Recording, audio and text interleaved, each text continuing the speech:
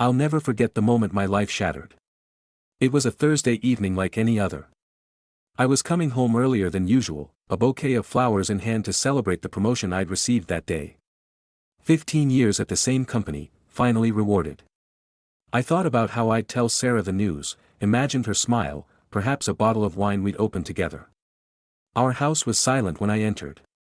No TV on, no background music. Just the ticking of the kitchen clock. "Sarah?" I called, placing the flowers on the hallway table. No response.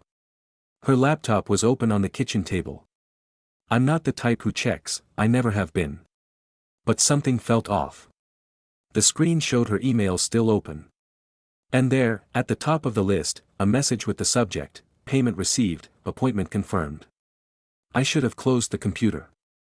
I should have waited for her to return. Instead, I clicked. "David, confirming receipt of the transfer.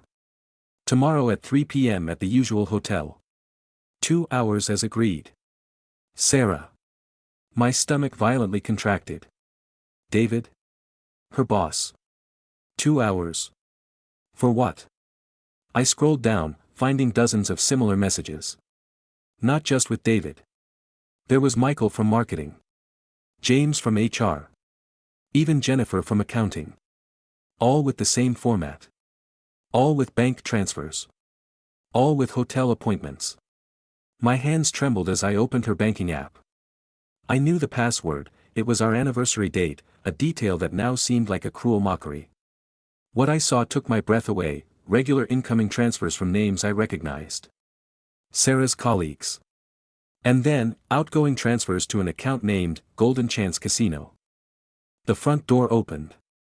I heard her footsteps, the rustle of her bag placed on the ground, the tinkling of keys tossed into the bowl by the entrance. "Honey, you're home." Her voice was normal. Calm. As if she wasn't living a double life. I slowly closed the laptop, trying to control my breathing.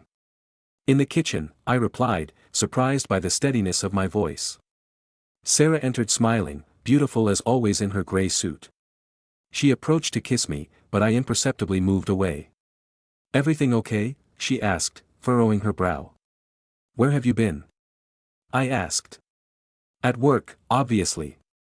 Budget meeting." She answered without hesitation, without blinking. "Why? With David?" Her smile faltered for an instant, so briefly that if I hadn't been watching her carefully, I would have missed it. "Yes, he was there too." "Why are you asking?" I didn't answer. I just stared at her, trying to see beyond the mask, beyond the woman I thought I knew. Who was the person standing in front of me, really? "I got a promotion today," I finally said. Her face lit up. "Really? That's fantastic." She moved closer to hug me. I let her do it, remaining rigid in her arms. "Yes, salary increase included." "We should celebrate," she exclaimed, pulling away to look at me. "We could go out for dinner this weekend. Or maybe we could go to the casino," I suggested flatly. "Golden Chance, perhaps." The color drained from her face. Her eyes widened, her lips parted in an expression of pure terror. "What?" "I saw the emails, Sarah. I saw the transfers." She backed away from me as if I'd struck her. "It's not what you think," she murmured. "No. And what is it exactly?" "Because from here it looks like my wife is prostituting herself with her colleagues to pay gambling debts." Her shoulders collapsed. She slumped into a chair, her face hidden in her hands. "I'm sorry," she whispered. "I'm so sorry." The following days were a nightmare of halting confessions. Sarah cried, begged for forgiveness, then retreated into silence. I oscillated between blind rage and pain so deep it took my breath away.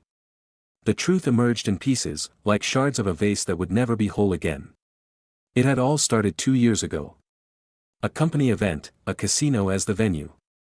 Sarah had won that first time. Then she had lost. Then she had lost again. And again. "At first I thought I could recover," she explained one evening, sitting on the edge of the bed, her gaze fixed on the floor. "One more bet, one more hand of cards. I just needed to find the right strategy." "How much?" I asked. How much have you lost in total? She hesitated. Almost $100,000. The figure hit me like a punch to the stomach.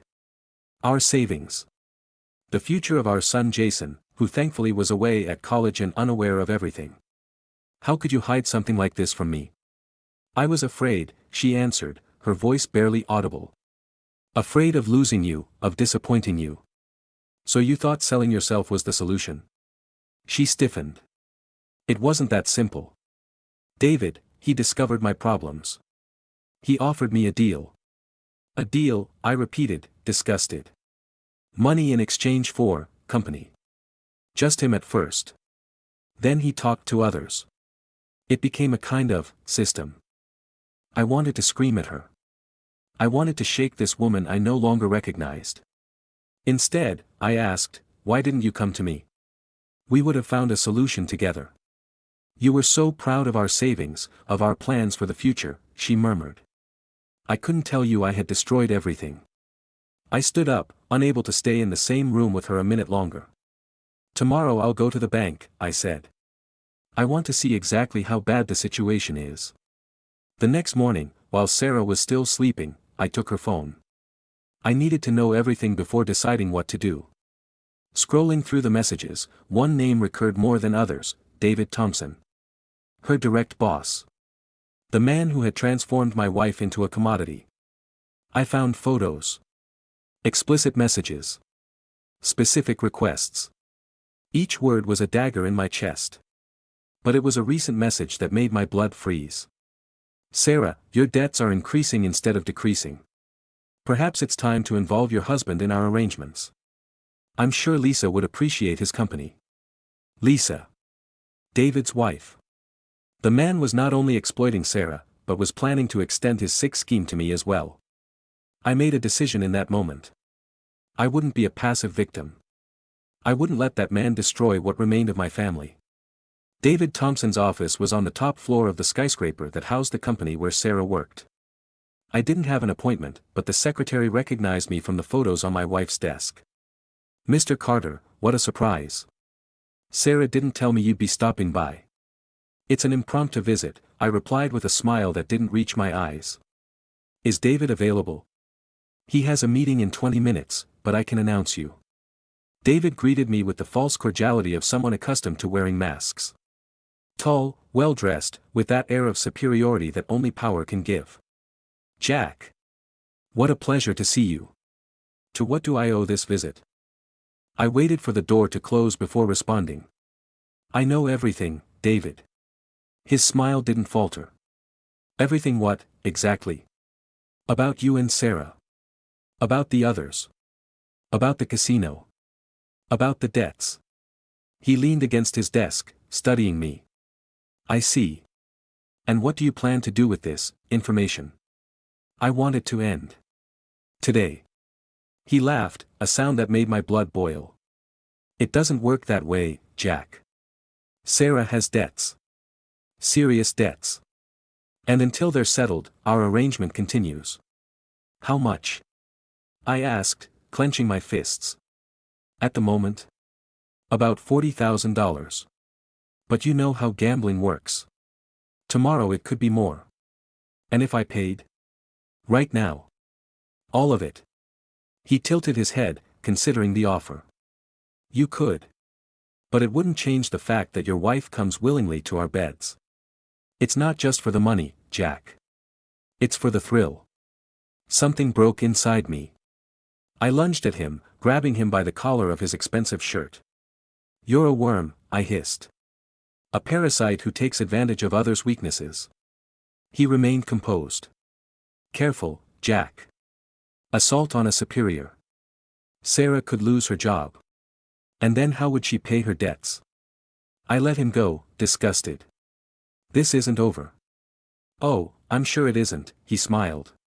By the way, I've talked to Lisa about you. She's curious to get to know you better. I left the office trembling with rage. But beneath the anger, a plan was taking shape. That evening, when Sarah returned home, I confronted her with what I discovered.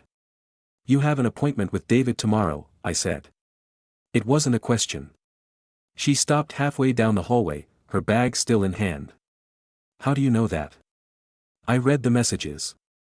I also know he wants to involve me in your perverted games. She slumped against the wall. I didn't want to, she whispered. I told him I would never involve you. But you continue to go to him. To all of them. The debts keep growing, Jack. Every time I think I'm making progress, I lose again. It's like a disease. I looked at her, trying to see the woman I had married. Tomorrow you won't go to David. I can't cancel. He would get angry, he might. I'll go in your place. Her eyes widened in shock. What? No, you can't. Not in the way you think, I reassured her. I have a plan. But I need you to tell me everything. Every detail of your meetings, his habits, what he asks you to do. The hotel was discreet, expensive, the kind of place where nobody asks questions. I went up to suite 507 at the appointed time. David opened the door with a smug smile that transformed into surprise when he saw me. Jack. What the hell? Sarah won't be coming, I said, pushing him inside and closing the door. I'm here to settle things once and for all. He quickly recovered from his surprise. If you think you can intimidate me. No, David. I think I can ruin you. I took out my phone and pressed play on a recording. His voice filled the room. Sarah, you know there are consequences if you don't pay. Maybe I should talk to your husband, tell him how you behave when you're with us. Or better yet, I could show him. I have the videos, remember? He paled. What do you want? First, I want all the videos. Every recording, every photo you have of my wife. Then I want you to cancel her debts. He laughed, but it was a nervous laugh. And why would I do that? Because I sent this recording to myself with instructions to forward it to the board of directors, your wife, and the police if they don't hear from me within an hour. Extortion, exploitation, maybe even facilitating prostitution. How many years in prison would that be, David?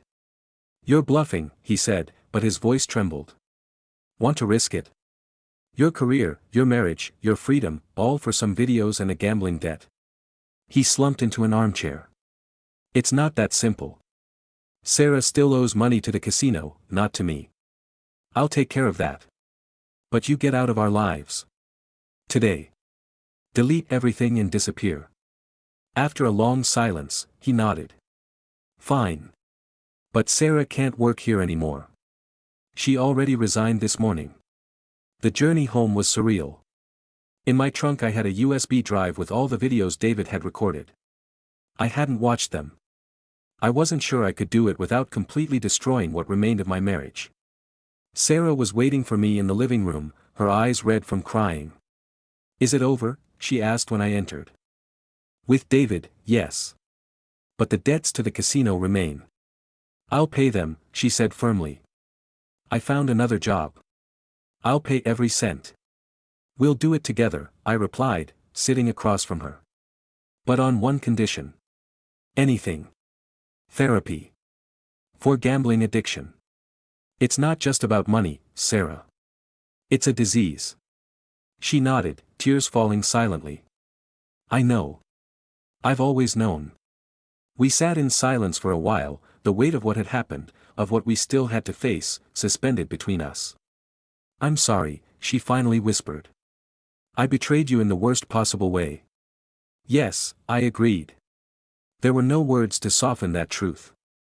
Do you think we can ever get past this? I didn't answer immediately. The truth was I didn't know.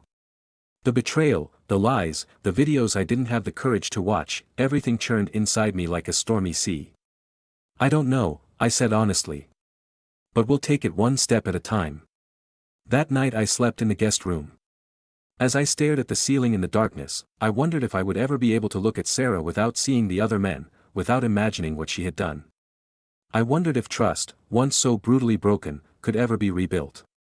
And then there was the USB drive, hidden in my study. A ticking time bomb of images I didn't want to see but couldn't ignore. Sooner or later I would have to decide what to do with it. Destroy it and try to forget. Or watch it and face the full truth, however painful. I had no answers that night. Only questions that tormented me and the awareness that, whatever path we chose, nothing would ever be the same again.